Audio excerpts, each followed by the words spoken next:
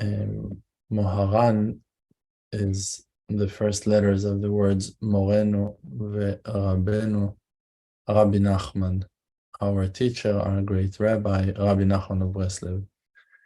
So Rabbi Nachman gave many Torot. He spoke about many topics. He brought up many ideas and spoke about ancient things and new things. And he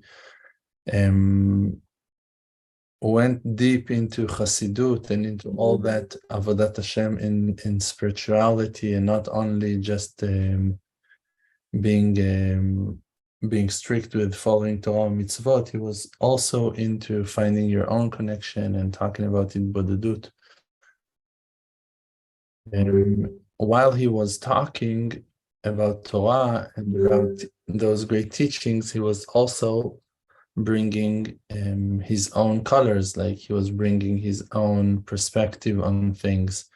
When you learn more about him and when you read the stories about his life and his tales and testaments of his students that stood by him in difficult hours and in great holy days and joyful hours, you see more and you learn more about this person's character. It becomes deeper and deeper. It's much more interesting than just to read the wisdom, to read the Torot. And when you read the Torot, when you dive into the wisdom, it becomes so much more like rich and full of understanding of his personality. So just as a recommendation on all the righteous people who you will enjoy learning from, it will be nice for you to learn about them and to learn a little bit about their history. Interesting stuff you can find there. A lot of personal connection to those righteous ones will shine within you when you will learn more about their lives and how, even though they were like such righteous people, they also had their personal lives. They had relationships with their families, with their friends, with their students. They had neighbors. They wanted to eat. They had to go to the bathroom. It's like those conversations and those deep testaments are brightening our eyes and allowing us to see things in real perspective. The Torah never idolizing no one, even the greatest of the greatest of our nation. The Torah is always saying the truth about them and not hiding their mistakes and their weaknesses and their fears. And it's being discussed on the table as if it was Torah keeping. It was like, when it's the truth, it's the truth. If he failed in this or failed in that, or if he was struggling with something, it's Torah, and we need to learn. There is a story on one of the sages that hid himself under the bed of his teacher, of his rabbi. He wanted to hear, he wanted to understand, he wanted to learn how to be with his wife. Now, it was nothing from side of curiosity or adultery or anything like that. He was never with a woman in his life. He was about to get married. He doesn't know how to keep the mitzvah of being with his wife. When his rabbi heard him, he looked under the bed and saw him there, and he asked him, "What are you doing here?" So the student answered him, "It's Torah, and I need to learn." It was nothing about being curious and wanting to hear or to be there or something like that about his teacher. The opposite. He was under the bed. He was not looking at anything. He never wanted to do anything that would be not appropriate. But how will a person learn something if his rabbi is not teaching him? If you don't have a righteous person to lead you, how in the world will you know? How will you know? Is it like something that people are doing, like the television is showing, like filthy movies are showing, like Hollywood superstars are showing? Like that's how real modest and humble and honest and loving relationship supposed to be? Like, will you learn that in Hollywood? Like, they ever been exposed to holiness and to purity for them to be able to teach you how things supposed to be? So that is Torah, and people should learn, and that's why it's so important to learn about the righteous ones and to learn about their life stories. And the Gemara is full of testaments from life realities, from simple situations that those righteous pillars of light experienced, and when they took upon themselves to be the leaders of our nation and of the whole world, they took that under their considerations, that their life will be exposed, that they will be in front of a searching eye 24/7. And that's how it is when you accept on yourself to be a public figure. You become property of the public. People can talk about you, they can claim to see, they want to know, then they have questions, and it brings the best out of you when you're willing to teach, when you are motivated to teach, when someone is asking you deep questions, embarrassing questions. It can only take you into a deeper inner search of finding more about yourself and then helping the world with your wisdom. So Rabbi Nachman of Breslev said something very interesting in Torah 183,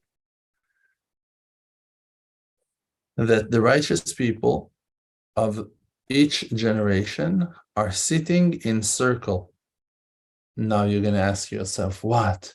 They're gathering, they have meetings, like it's a secret organization, a secret union. They're joining at night, and no, one is located in that city, and one is stuck in that Bet Knesset, and one is walking in the fields. But if you would look at the world from above, from a higher angle, you would see that the righteous people of each generation are sitting in a circle. Hashem is putting them in certain position that they are circling the world. So the way that they are sitting in the world, each and every one of them in his place is in a round, in a circle. And even though that there are other people separating between them, standing, like you and me, we can like walk, we can cross that circle, we can break that circle, but we're not really disturbing them.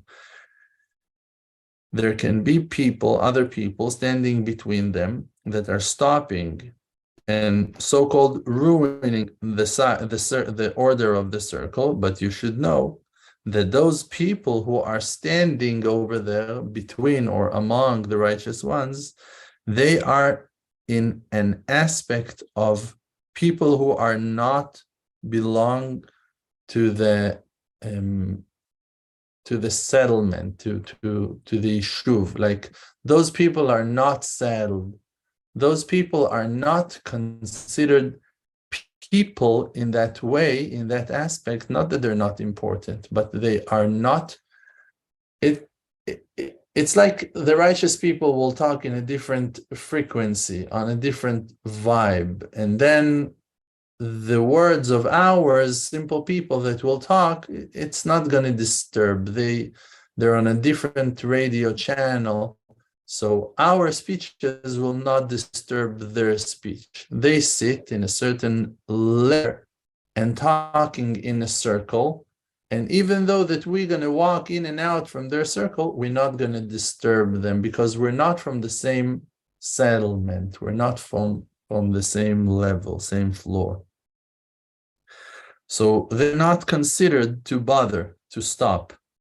And then the righteous people stays sitting in their circle.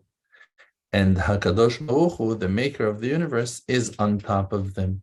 So he is the aspect of a head of the courthouse. The creator is in an aspect of a judge to that courthouse, because those righteous people who are sitting in the circle, they are in the aspect of courthouse, because from them the trial is coming out to each and every one, for their merits, for their privileges, and for their judgments. And also parnasa, money, is coming out of them, that they are sharing the parnasa to each and every person according to his needs, as much as he needs. So we're talking about the spiritual thing now. We're not talking about banking systems. We're not talking about judgments in courts that, like, they say, okay, this person or that person should go do this or do that or whatever, and executing. They're sitting and they're talking Torah. Now, our lives are the reflection of the Torah. And the Torah conclusions of the Torah debates and the Torah conversations will set the decrees on the people's life situations. So if, for an example, they're going to learn on a certain business that is discussed in the Gemara, like people who wanted to buy something and there was an argument between them, and the Gemara, the Talmud, will bring that topic in one of the Masechtot and will discuss that issue. So if in their argument, those 10 righteous people, they will talk about it and they will discuss it and they will come to a certain conclusion, so that conclusion will affect the world. So us, you and me, us, all of us, when we will negotiate in that generation about money, in that aspect of that topic that they were talking while they were learning Torah, the conclusion, the verdict of their courthouse will affect our lives. So if I won, the winning will be because that in their Gemara discussion, they came to the conclusion that the side that I was reflecting was winning. So I won. In our argument, I'm going to win. But if the opposite, so the opposite. And it's about all the world topics, all our lives topics. Because the righteous people, when they learn Torah, they learn from all the sea of the Talmud. The Torah is wider than the sea. So they're bringing up all the topics while they learn. Because the Torah can be very rich in one place and very poor in another place. For an example, if you have a Gemara that is talking about Shabbat, you have a Gemara that is called Masechet Shabbat. It is all about Shabbat. But you have many other rules about Shabbat that are written in different Masechtot. That when they discussed the holiday of Sukkot in Masechet Sukkah, of the holidays of Sukkah, they were talking about what will be the situation on Shabbat. So there you can find many answers that will complete the questions that you stayed with them or that you were not able to complete your learning in Masechet Shabbat. And the answers are in Masechet Sukkot or in Masechet Rosh Hashanah or in a different Masechet, in a different volume. So the answers are spread on all the sea of Talmud, of the Torah. So when the righteous people are learning, along the way, they're bringing up all the topics. When they say Tehillim, so they're discussing David HaMelech life situations, when he was up, when he was down, when he was being chased, when he was fighting his enemies, revenging and avenging them, when he was scared and afraid and crying to Hashem, or when he took responsibility and strengthened himself, even though he didn't have no support from no one else, but his own faith in himself and in the Maker. Like all those situations, when the righteous people will discuss that in their discussions, in their conversations, they will based on their conclusions and understandings of how things supposed to be, supposed to work, based on their understanding of learning Torah, they will reflect the judgments towards us, and it will appear in our lives. Suddenly you're going to find yourself receiving more strength by their learning about King David, because there is a certain similarity between your situation now to that exact verse or chapter that he was reading right now, that was talking about a person in that case, in that scenario that is similar to what you're going through right now. And because that when he was learning, he was giving the credit to that person, and he gave the strength and cheered him up in his mind to follow that vision, and that is the right approach, and that's how you're supposed to act. Now, when you acted the same in that way as well, so you will get the energy, you will get the support from that supreme courthouse of the righteous ones that are sitting and learning in a circle. And the maker of the universe, that he's the main supervisor in all creation, he's sitting up top of them as the head of the courthouse. And the main thing that is important is that they're going to be free love among them. Means that the love will be so strong that they will see each other always. Because out of the greatness of their love, they, the righteous people, are not able to stand at all not to see each other always. They love each other so much, those righteous ones. They miss each other so much that when they think about each other, it's in that aspect of seeing each other. They care about each other so much that they can see with their eyes exactly where their friends are holding and in what level and in which position, and what are their needs and what is their situation. And it is as if they are seeing them right now with their own eyes. So for that ability of them to see each other and really to connect to each other, the love, the connection between them needs to be very, very strong. And they cannot stand not seeing each other so much. They miss each other so much. Also, there is such a great love that people each other, they can still stand the fact that they cannot see each other. They do love each other, they do appreciate each other, but they are still but they're still able to stand the distance. They're not like dying to see each other. They just, okay, yeah, I really miss him, like I love him, I care for him, but it won't kill me if he will stay there and I'm going to stay here. So that's a lower layer of love. And even though it is a great love that they love each other from far, and also that is an aspect of seeing each other, but it's not in the same level. What does it mean that they see each other? They see each other in a way that like they care. I see you, like I care for you. I like if you need anything, like be in touch. I'll help you as much as I can. But it's not a certain love that you go out of your borders, that you like can't stand waiting 1 second and cannot let him be gone.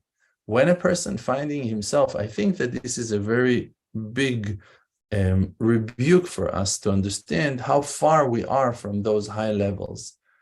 There is a story on one of the students of the Baal Shem Tov that one of his students once came to his room and saw him crying.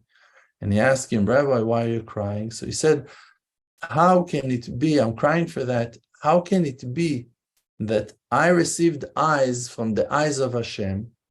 Hashem, like, why do I have eyes? How can we have eyes? Because Hashem has eyes. And Hashem's eyes, it's written on them, Enei Hashem, the eyes of Hashem, Asher Hema, that they are, Meshotetin b'chol haaretz, walking and searching the whole land, like they see everything. The eyes of Hashem are like wandering, they search, they like any corner they see, the eyes of Hashem. So how can it be that I got eyes from that high source of the eyes of Hashem that can see the whole land, and I cannot see through walls, like and like I'm being blocked in any physical thing, like how much I defected my eyes, the eyes that I received from Hashem, that they became so weak and limited that I cannot even see, like out of my own room, out of my own chamber. Like I'm so limited, like I limited the eyes of Hashem. The eyes of Hashem in their power, they can like X-ray, more stronger. They go through scanning, through walls, through bodies, through kidneys. They see everything. They see thoughts, they see feelings, they see emotions, they see the truth of any part in depth. So that righteous man was able to understand he's lacking, so he cried for that. When we read that such love exists, that when people love each other so much, they can see each other even if they're going to be in different lands. Maybe this is what it goes on now with us on Zoom, that we can see each other from different lands. Maybe Hashem blessed us that our love is so strong that Hashem created that program, that software that is called Zoom, that people that loves each other so much, they can see each other, they can talk. Maybe I would not disqualify that assumption so fast. It is an option. So the maker of the universe can give us the ability to see across the world based on our love. There was a story on a different righteous man that he was known to make something that is called kfitzat haderech, jumping from one place to the other, disappearing from his location and appearing in a different one suddenly. So let's say there was a woman in need, a friend in trouble. Suddenly he would be there, like in a different state. Like if he was in Poland, suddenly he would appearing in Romania. He was in Romania, suddenly he's appearing in Ukraine. In Ukraine, suddenly after 2 weeks, you hear that he was visiting the Western Wall in Yerushalayim. Like students would hear like stories, like your rabbi was just in Germany, your rabbi was just here and there, like and he was with them in the Beit Midrash. He was sitting and learning Torah with them, like he never left the village. What are you talking about? So because that it became so famous and so many people came with testaments, and like when they came to tell him thank you, he was like, yeah, you're welcome, like happy to help, was happy to be able to assist you and on. Like so when the students, like, we need an answer, like how can that be? And when they came to ask him, so he was always avoiding the answer, not replying. How are you doing it? How did you do it? How are you able to be here and there in the same? Not answering. One time something really big happened, and like they really pushed him to the corner and like, you must tell us, you must tell us. He refused and refused and refused, but because of the pressure, in the next day he said, you really want to know how am I making kfitzat haderech, jumping, like the Shulchan Aruch is explaining what does it mean kfitzat haderech. You have two main explanations to what it means kfitzat haderech. Or that you are jumping from point A to point B, or that the road is jumping. It's written on the first time, if I'm not wrong, the first time that we saw kfitzat haderech in history is with Eliezer, the slave of Abraham. That when Eliezer wanted to go to bring the wife for Yitzchak, he wanted to bring Rivka. He didn't know who that's going to be, but he was sent by Abraham to bring like a family member to marry Yitzchak, the son of Abraham. So he made a journey of few days in less than 3 hours. Like he was suddenly standing on the well. Like he found himself there already. Like he just skipped the road somehow. So there are two ways, or that the road becomes short, or that the person is jumping from one place, he becomes fast. Okay, so it's one of the two explanations. So when he asked the students, Do you really want to know why? How am I doing Kfitzat HaDerech? Yes, please, Rabbi, tell us. And then he said, when I see that there is a person in trouble, first of all, to our topic that we're talking about, they didn't have no mobiles, they didn't have no phones, they couldn't see no news. Like when he saw that there is a friend in Romania that is in trouble, he saw it in his mind. He saw it in a vision. He felt the trouble of his friend, of his brother, of his sister. So when I see, he said, when I see one of my brothers in pain, in trouble, I want to help him so much that it makes me so sad. I'm so sorry not to be able to assist him, that HaKadosh Baruch Hu sees my sorrow, and the Maker, the Kadosh Baruch Hu, cannot stand my sorrow, so he's taking me there. So you see that it's a circle of mercy, of endless kindness, of people who cannot stand pain of another. And the Creator is just helping them to answer their needs. He cannot stand the pain of a brother. The brother cannot stand the pain of his trouble. The Maker cannot stand his pain for suffering so badly, wanting to assist his friend. So the Maker takes him there, gives him the power to solve the friend's problem, and brings him back home, and everyone are done. Everything is okay. So when we're learning that knowledge, and this is all true knowledge, this is all true history, those are all testaments that were given to us by honest, righteous people.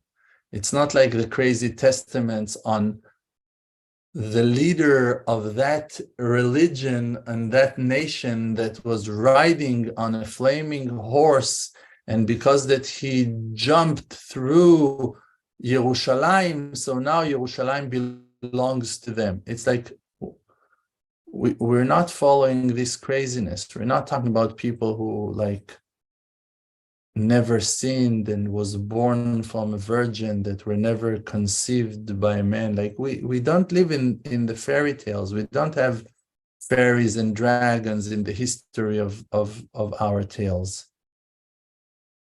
All our stories are testaments. All our stories are like the reality that our sages experienced as while they were serving the Maker with all their heart. The Red Sea opening for the nation of Israel is not a tale. This is a testament that 600,000 men and over 1.5 million women and children were there, and there are no contradictions on the testaments. There are no different opinions about what had happened. If it would be a tale, if it would be a lie, there would be contradictions on that story.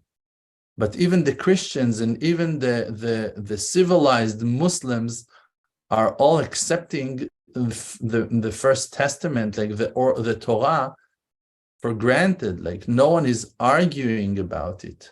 No one is doubting Mount Sinai. No one is doubting the Red Sea. No one is doubting the revenge in Pharaoh with 10 plagues. No one is doubting the wonders that Hashem made for Abraham. No person in the world that has some knowledge in history will ever doubt that. Science, like archaeology, is testifying on it. It's like we're not arguing on that at all. The only arguments are coming when it applies to you. When you are now being asked to perform those wonders, when you are now being asked to believe that those wonders can take place in your life as well. That's where the argument begins. You start doubting yourself and your ability. So that is all in the aspect of what it is written in the Gemara in Masechet Sanhedrin, that the Sanhedrin, the Jewish courthouse, were sitting in a Goren Agula, in a circle. Sanhedrin is the aspect of the righteous ones, that they were judging all the trials.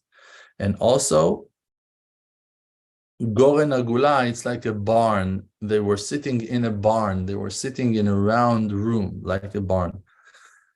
They were setting the barn in as a circle for it not to have corners, for the crops not to be stuck in the angles. So they were building their barns their storage houses in a circle, for them to find everything when they're collecting, that there will be no hidden corners and side rooms for things to get rotten and spoiled.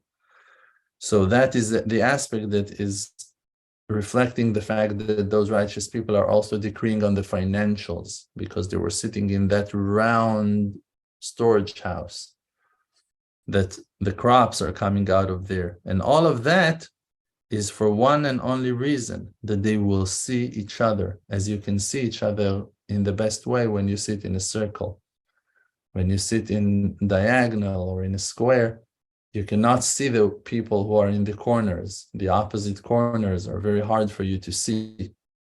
You have people blocking your way. But when you sit in a circle, so you can see everyone in perfect eyesight. Like that it's written over there in the Gemara, in the aspect of love. That love is an aspect of seeing, like we said before.